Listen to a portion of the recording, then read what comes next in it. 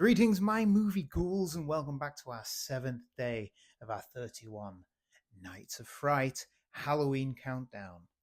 Tonight, we watched Day of the Triffids. The Day of the Triffids. Welcome back, everybody, and are you enjoying our Halloween countdown? I am. A cult sci-fi film which gave us killer plants, post-apocalyptic panic, and some surprisingly tense moments. So is it a forgotten gem, or just some green screen cheese? Let's find out. The movie kicks off with a dramatic meteor shower, lighting up the skies, but it comes at a price. Most of the world goes blind overnight. One of the few who can still see is Bill Mason, a merchant seaman recovering from eye surgery. As society collapses, a new threat emerges: the Triffids, giant venomous plants that walk, hunt, and kill. This is classic 60s sci-fi horror, complete with eerie lighting, orchestral stings, and that mix of British reserve and escalating dread.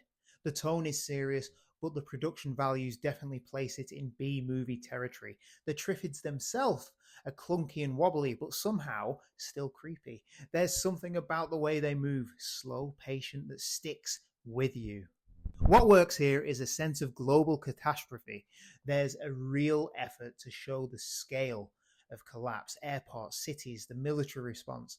The scenes of blindness are surprisingly well done, and Bill Mason, played by Howard Keel, brings some real presence to the role. His relationship with young Susan adds heart to the chaos. You know, sooner or later you're going to have to face the fact. Day and night. Drunk or sober. In a lecture room or a lab or a deserted lighthouse off the coast of Cornwall. To hell with it. Meteors and all, who cares? But the film isn't without its flaws. The subplot with the scientists in the lighthouse feels disconnected, added after the main shoot, and it shows. And let's be honest, the Triffids don't always hold up. They look like giant angry celery sticks.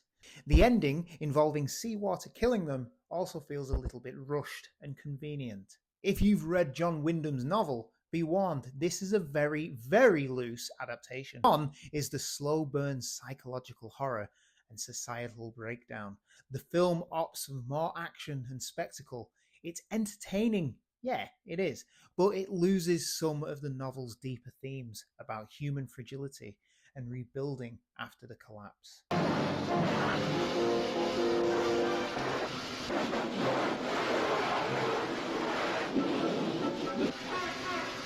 Karen! They're dissolving! The seawater's dissolving them!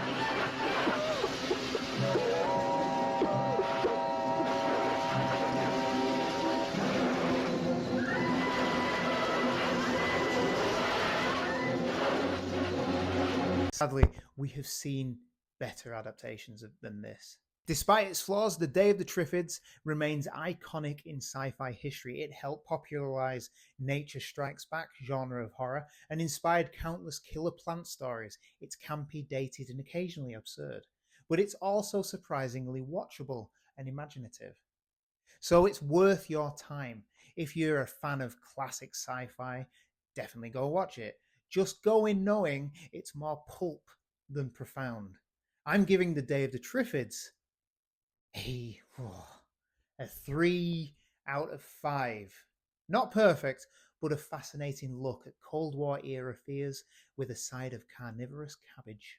What did you think of the Triffids? Scary or silly? Let me know in the comments, and don't forget to like, subscribe, and ring that bell so you don't miss any more Nights of Fright, our Halloween countdown reviews. Until next time, keep your eyes open and your garden under control. And now, you know movies. Brought to Earth on the meteorites during the Day of the Triffids.